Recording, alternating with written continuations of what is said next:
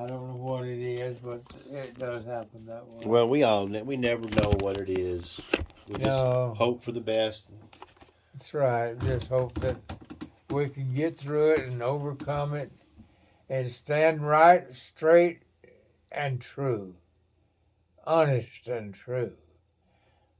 We need to live rightly and godly and holy because we're going to be wanting to make heaven our home. And it's going to take a lifetime of living for God. You can't just hope you're going to make it. You got to make it. And what I mean, you're going to have to put your all into it too. It's this whole world is so wicked and crooked. It's so hard to live in it. It's getting awful dirty.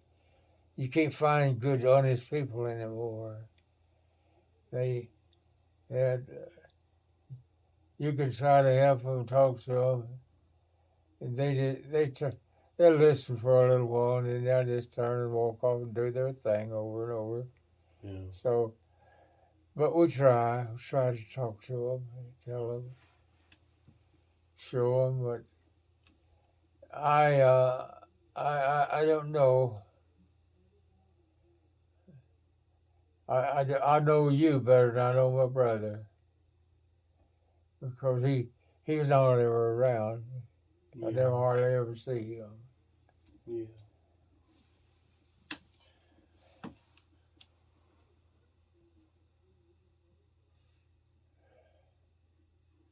When you left and you were 18 and he was 4, and you went into the Navy. Yeah. Where'd you go? Where'd you go after you got out of the? How long did you stay in the Navy, and where did you go afterwards? You came out here to Bernie when you were done with the Navy, right? No, I don't see. I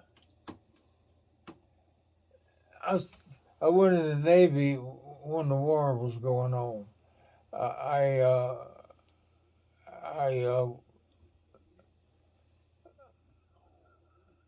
Let's see.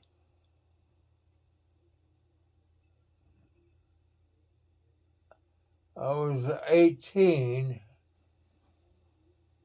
When I was 18, I went to the draft board there in Oklahoma and told them to call me that I wanted to go into the service and I wanted to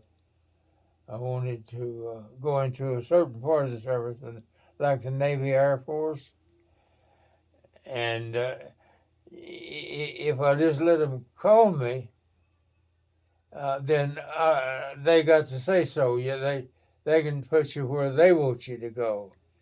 But if you volunteer to go in, you can usually choose where you want to go, and they'll accept it. So I went in and told them I wanted to go into the service, and I wanted to go into the Navy Air Force.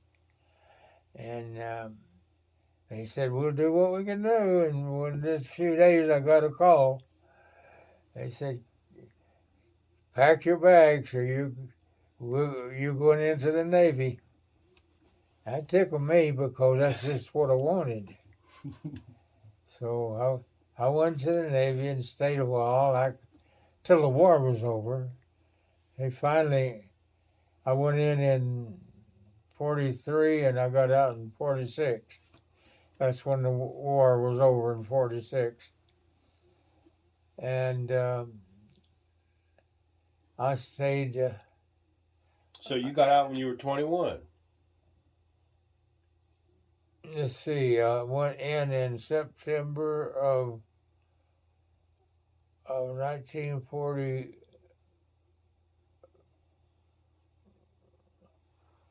Let's see. You remember what day the Japanese attacked at Pearl Harbor? It was December the 7th, 1941. Yep. And then you went to war in 1946. No, 43, and then the war was over in 1946. Yeah. So you were 18 when you went in, 1943. 3 more years, 43, 44, 45, 46. That's 3 more years. So 18 and 19, 20, 21. So you were 21 when the war was over. Let's see. 21, 18, 19, 20, 21, 22, wasn't I? You would have been just turning 22. Yep. Yeah. Well, anyway, yeah, that's the pattern. And then when I got out, I come straight west. I met a boy in service, a Mexican kid, and he had some pictures of this Bernie area in Ponderosa, Ponderosa Pines. and at that time those pictures showed big, huge trees everywhere, forest, and boy, I said I'm going to go there, and I took off and went come west, and I liked the country so well. I knew I'd like it because this boy showed me a lot of pictures of it, and Pondosa, and of course Bernie was nothing then. Right. It was just a small little. There was farmhouses right in the middle of town. Yeah, it was. Goodness. Yeah, there's farmhouses right in the middle of Bernie, and that was. And then I moved in and I tried to rent a place. I had a kid by that time, and I tried to rent a place, and I couldn't find no place to rent. They didn't want no kids that are what they had to rent. Go messing up the So, apartment. so I just said, well, I'll just buy me a place, you know. So I went to the bank and I asked the bank if I could borrow some money to buy me a place. And lo and behold, they said, sure, we'll loan you the money. And there I went in debt for a place. And I bought this street, whole thing. And that one over there too. And I had it in paper, you know. But I didn't have no money, and I didn't buy it with money. I bought it on credit. And I kept improving it a little bit here. And I'd pull off a piece and sell it.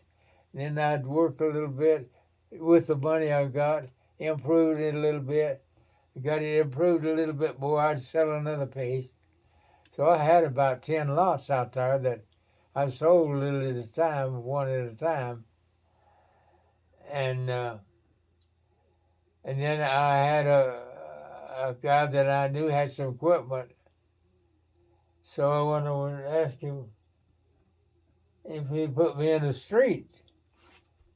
Put me in the street over there. And he said, sure. He had the equipment. And I said, what do you charge me? He said, I'll charge you the timber that I get off of your place. And I said, that's a good deal. That's a really good deal. Yeah. So he put me in there, put that street in for me with his equipment. He had graders and tractors and stuff. And oh my goodness. So he put that street in for me. And then I went in debt and hired me a guy to break it up in lots. I had about 7 or 8 lots, and more than that. Both sides of the street. It was about 10 lots. And then I started selling those lots off for pretty good profit. And when I did, I put a street in there. I built that street. And I went to PG&E and told them that I needed some electricity on every lot, and would they put it in for me?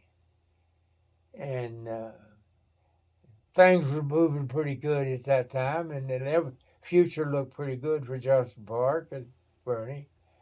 So PG&E said, "Sure, we'll put the street, we'll put the post." I said I only want every 80 feet because I'm selling them at 80 foot, well, 100 foot lots, but 80 foot deep.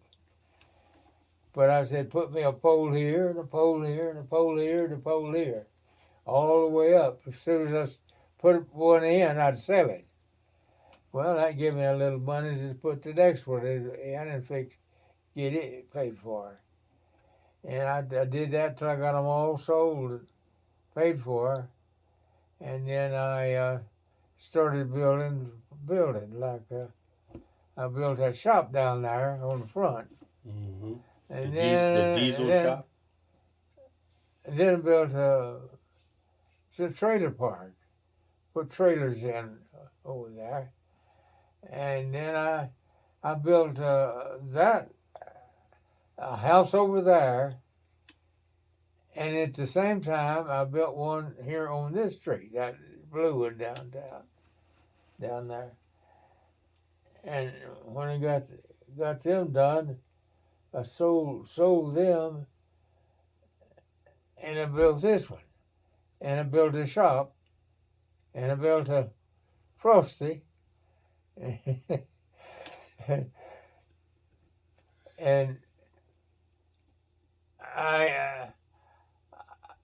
I did that on credit.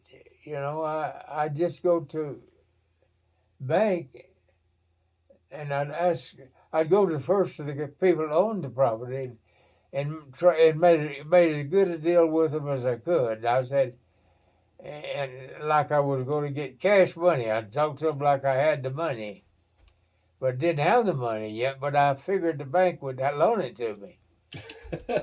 So I went and made a deal with the bank and asked them about it, and they said, sure.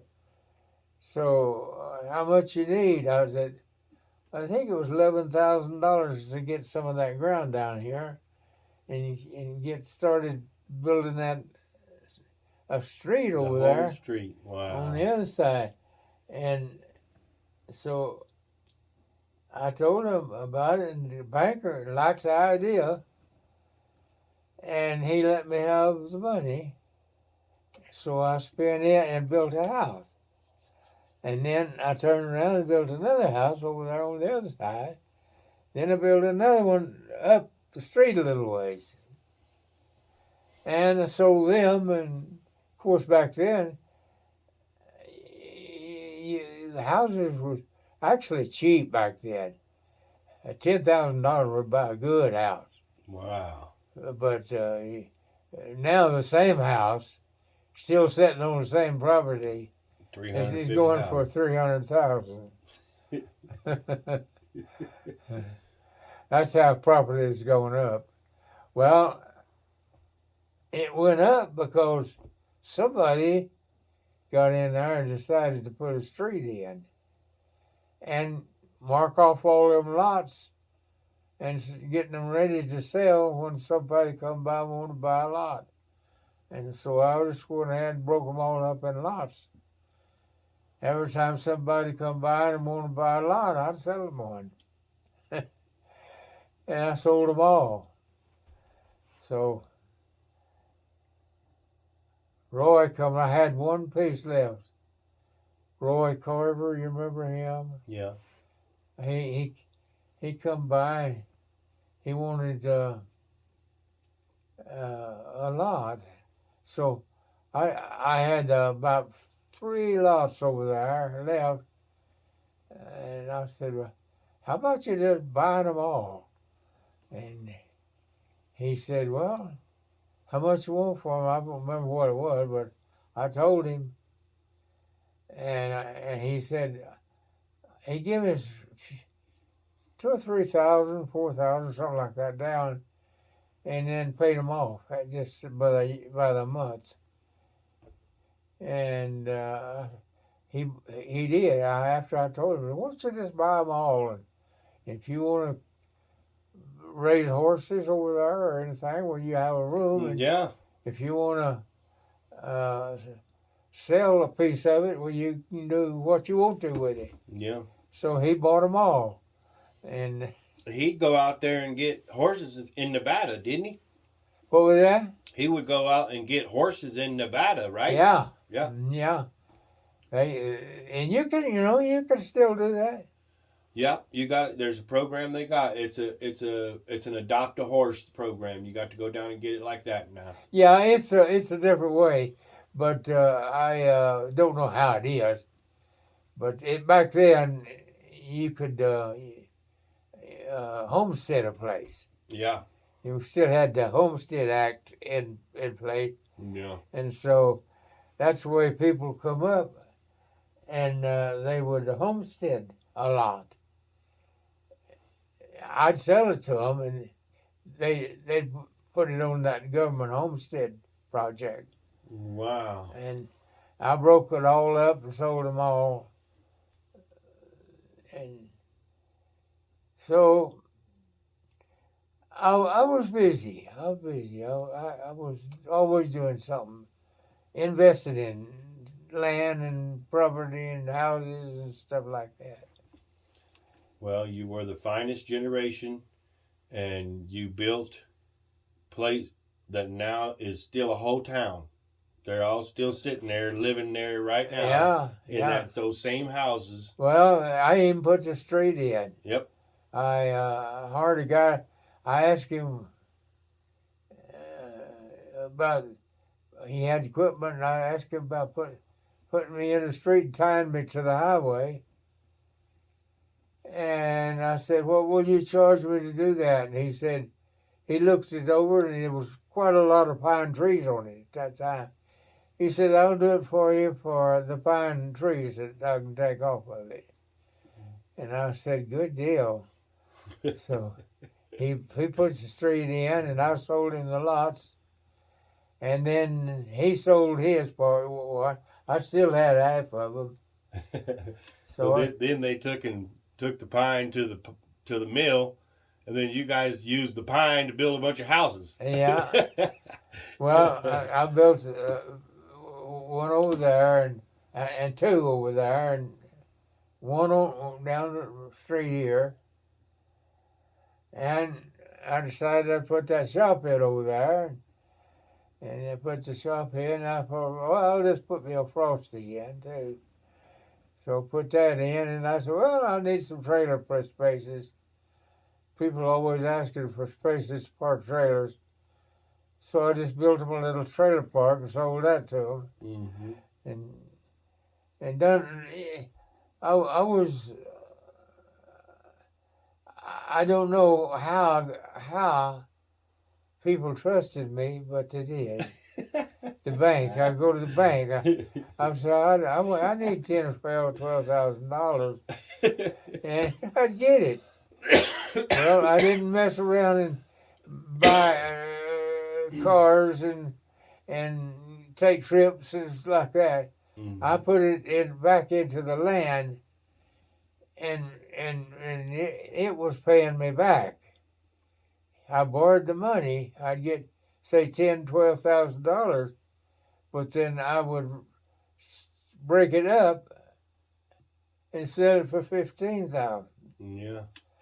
And that's the way I acquired quite a bit of ground. And then I seen an opportunity to buy some property up in the Fall River. So I went. I didn't go nowhere. I was sitting in my house one day, and a guy come by and told me. He said, "You want to buy a piece of property in Fall River?" I said, "I don't know. What's the deal? What's the conditions, dog?" He said, "If you want to buy a piece of property, I'm going to sell those lots up there, and I'll sell it to you on time, any way you want it." I said, I'll buy one all the way from the highway to the river. And then I'll buy that other one for a friend of mine. So I put money into those lots, and then I put the road in all the way through my property, all the way over to the river, and I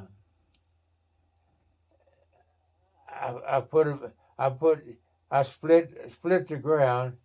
I put a road right straight to the river, and I split it up in lots.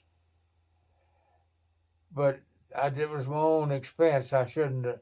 If I'd waited just a little bit, a guy coming along offered me so much for the whole thing. So I sold him the whole thing. So I paid.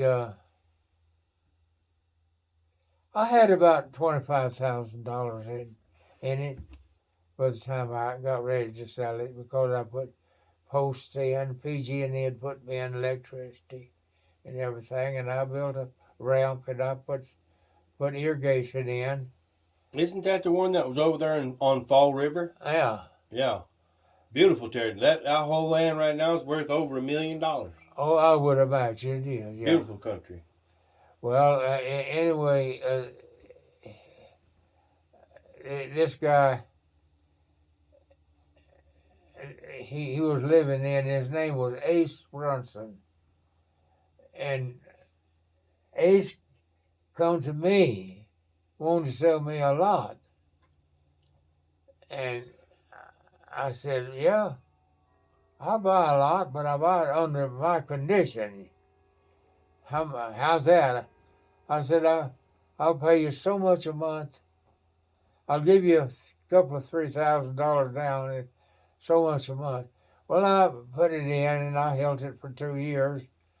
Didn't even go out and look at it for 2 years, because I knew it was worth it. I had a good piece of property. Yeah, yeah. But I had about $25,000 in it then.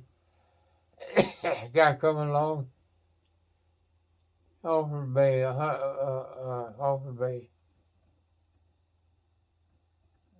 $90,000, and I sold it to him. I would have tripled my money too. $90,000, and I could have got 100. My partner, I split the part with my partner. He took one half of it, and I took the other, and he sold his for $100,000, and I needed a handful of cash real quick so I could do something else that I'd planned on, but I didn't have the money to do it. So I took mine, sold it for $90,000, and he sold his half of it, same property, for $100,000. So that was my partner. He lived down in south in I don't know, one of those towns down there. But you might have known him. His name was Jay Duncan. Oh, I remember that name. Well,